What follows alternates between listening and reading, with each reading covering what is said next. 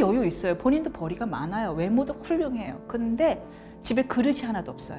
햇반, 그 CJ 햇반 그것을 씻어서 재활용해서 그릇에 씻어.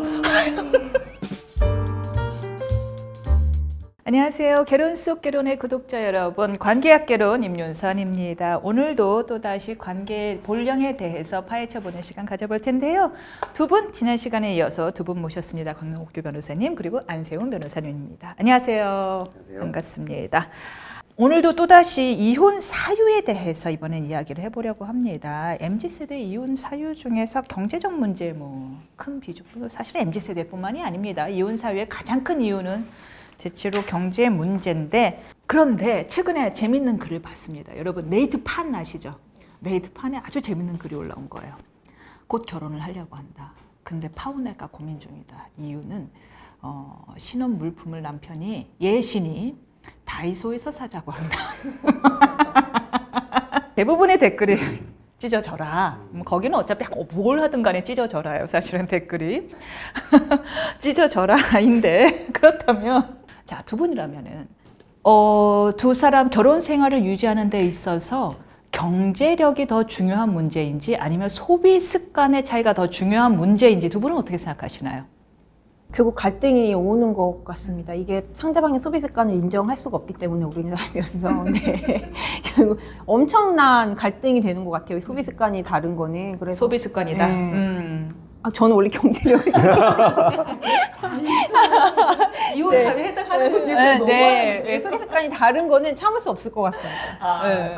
그러나 네, 결국은 경제력에서 오는 이제 차이에서 오는 갈등이 저는 경제력이 부족해서라기보다는 차이에서 오는 갈등이 더 중요하다고 생각은 하는데요. 네. 예. 저는 소비 습관이라고 보는 게 소비 습관도 어떻게 보면 사람의 어떤 가치관을 형성하는 것 중에 가장 큰 부분에 해당하거든요. 그래서 이게 내가 어떻게 생각하는지, 돈을 얼마나 쓸 건지, 어디에 얼마나 쓸 건지, 이 부분은 그 사람의 가치관을 형성된 가치관이기 때문에 그거는 쉽게 바뀔 수가 없어요. 그 부분이 만약에 배우자 사이에, 부부 사이에 안 맞는다. 그럼 계속 작은 의사결정을 할 때마다, 뭘 하나 살 때마다 계속 부딪히는 거죠.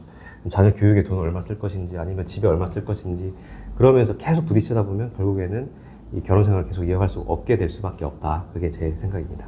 참고로 이 소비 습관에는 사실 단순히 돈이 있고 없고의 문제가 아닌 것 같습니다. 내가 잘 벌어도 상대가 너무 많이 쓸 경우에는 참을 수가 없나 봐요. 내가 이제 충분히 번다 하더라도 상대가 너무 많이 쓸 경우는 참을 수가 없게 되는데, 이런 소비 습관 때문에 이혼하게 된 케이스가 뭐가 있는지 좀 소개를 해주시겠어요? 사례를 좀 설명을 드려야 될 것 같은데, 남편분은 의사셨어요. 네. 그래서 의사면은 또 개원한 의사분이셔서 돈도 꽤 많이 버는 상황이었고, 근데 집안에 돈이 엄청 많은 분은 아니고 그냥 자수성가해서 이렇게 해서 하셨던 분인데, 그분이 이제 아내분을 만났는데, 아내분은 특별한 직업은 있지 않고 인플루언서셨고, 근데 너무나 외적으로 너무 남편분의 스타일이었던 거죠. 그래서 이렇게 공부를 아무리 열심히 하다 보니까 그런 분을 또 많이 못 만나보기도 했고,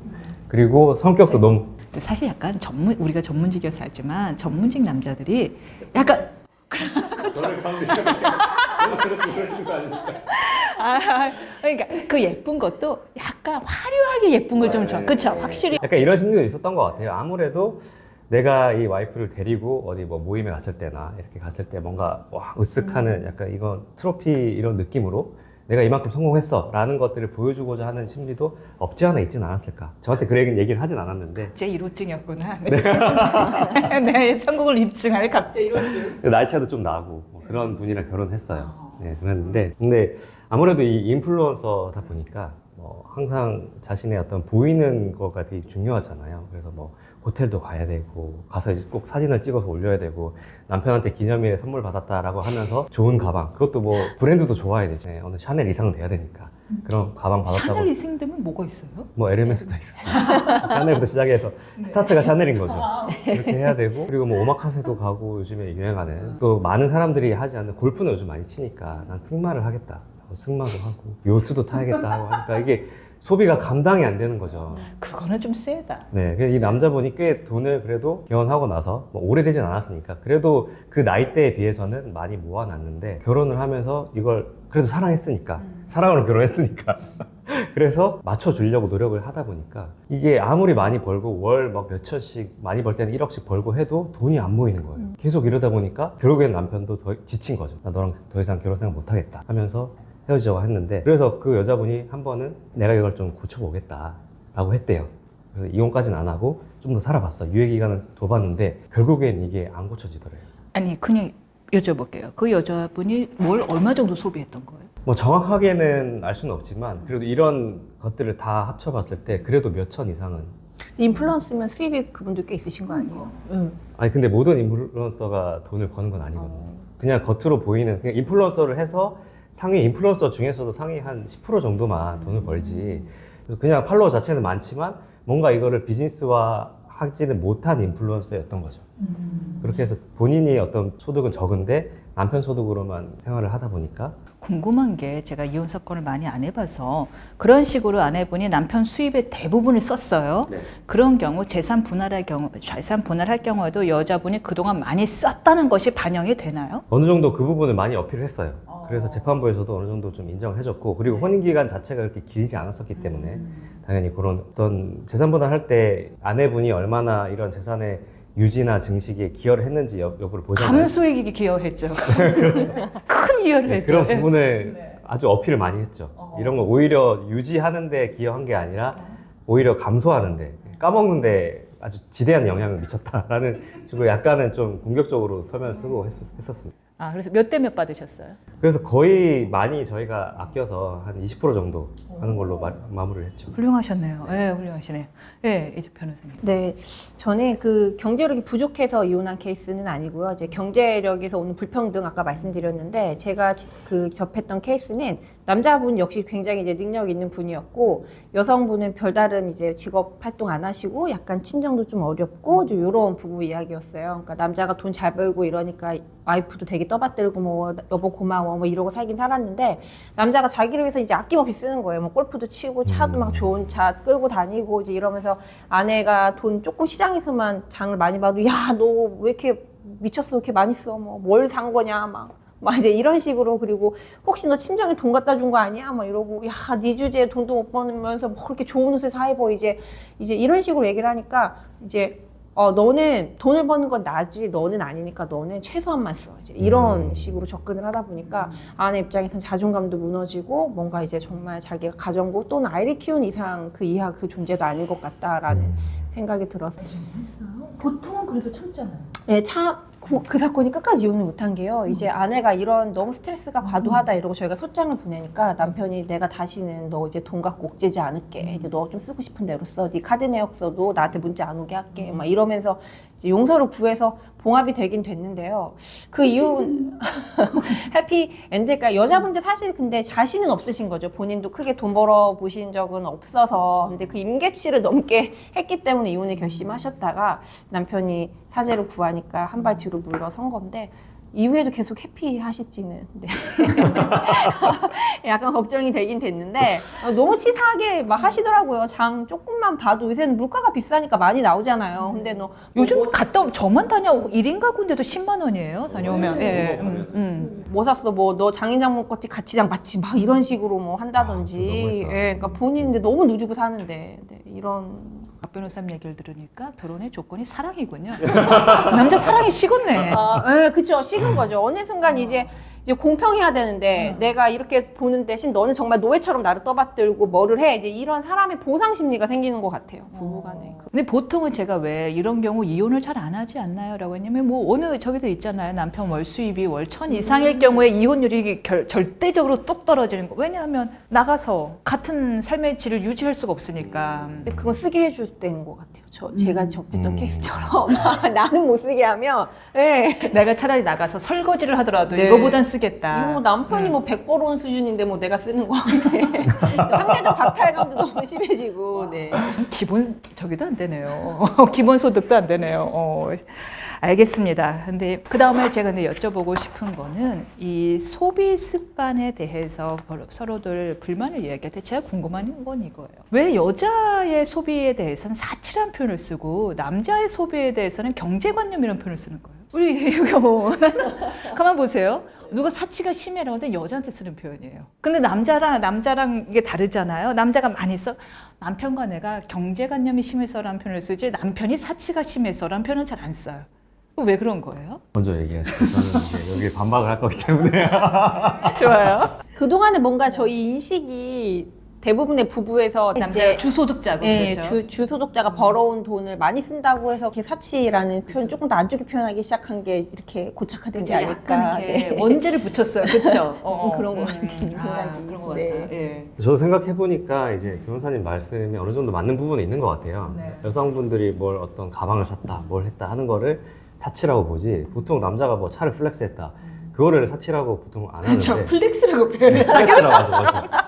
이거를 좀 그렇게 얘기하는데. 네. 그렇지만 저는 이제 남자도 당연히 그런 걸 사치라고 표현해야 된다고 생각하는 입장이고, 네, 그럼에도 불구하고 좀 다른 것 같다. 어떤 부분이 있냐면, 어떤 그렇게 플렉스한 남자보다 어떤 사치를 하는 여성의 비율이 조금 더 높은 게 아닌가. 이거 지극히 개인적인 생각입니다. 지극히 개인, 뭐 욕먹을 수도 있는데. 여러분 좋아요, 댓글 그리고 악플을 포함한 댓글 부탁드립니다. 네. 왜냐하면 예, 네. 남자들은 이건 뭐 저의 어떤 편향적인 개인적인 생각일 수도 있겠지만, 그렇게 뭐 특히나 명품이나 이런 걸 놓고 보면 그런 걸 그렇게 많이 사는 남자는 흔치 않아요. 그리고 관심이 덜하죠. 네, 관심 좀 덜하고, 집중돼 있죠. 시계차 정도로. 네, 시계차에 집중되어 있는데, 그걸 보더라도 정말 시계는 넌 외로하고 차를 놓고 보면 진짜 그 사람의 경제력이 안 되면 힘들거든요. 그리고 뭐 물론 카푸어라는 말이 있긴 하지만, 그래도 그런 카푸어들을 제외하면 본인의 어떤 능력이 어느 정도 되기 때문에 그런 걸 하는 경우가 많은데, 또 여성들이 뭐 사치한다 하면서 이제 욕을 먹는 이유 중에 하나가, 본인의 어떤 경제력은 뒷받침이 되지 않으면서 본인의 어떤 그 능력에 뛰어넘는, 또는 뭐 부모님의 재력이나 아니면 남편의 재력으로 하기 때문에 욕먹는 게 아닌가라는 생각을 해봅니다. 남의 돈으로 하려고 하니까 문제다. 남자들은 남자들은 내 돈으로. 여자 돈으로 차 사는 사람 누가 있었어요? 부모님이 차 사는 경우 좀 부럽습니다. 그래서 플렉스라는 표현을 쓰는 게 아닌가. 근데 재밌는 기사를 봤어요. 최근에 재혼을 꿈꾸는 남녀가 선이나 소개팅을 할 때 상대방으로 들었을 때 제일 꺼려지는, 이 사람 no 손절해야겠다라고 하는 하게 맘먹게 하는 문구 1번. 남자의 경우에는 이 여자 됐어 싫어하는 게 뭐냐면, 우리 오마카세 먹으러 가요. 저 100% 공감합니다. 왜요? 첫 만남에. 물론 기념일에는 살 수도 있잖아요, 여자가 가서. 그런 경우 있으면 저 그런 여자 소개 좀 해주세요. 저 결혼하겠습니다. 그리고 여자의 경우에는 저 집밥 먹고 싶어요. 집밥 해달라. 여자가 집밥 타령하는 순간 여자는 정 뚝 떨어지고, 남자 입장에선 여자가 오마카세 타령하는 순간 손절각 한다는 거예요. 자, 이거 무엇을 의미하는지 한번 각자 말씀해 주실 수 있는지요? 남자는 본인의 경제력을 착취하고자 하는 여자가 싫고, 여자는 본인의 노동력을 채취하고자 하는 남자가 싫은 겁니다. 이거 정확히 본질을 본질을 찍으셨다. 여기 더 이상 제가 덧붙일 말 없을 것 같고. 네, 근데 이게 네. 참 그런 것 같아요.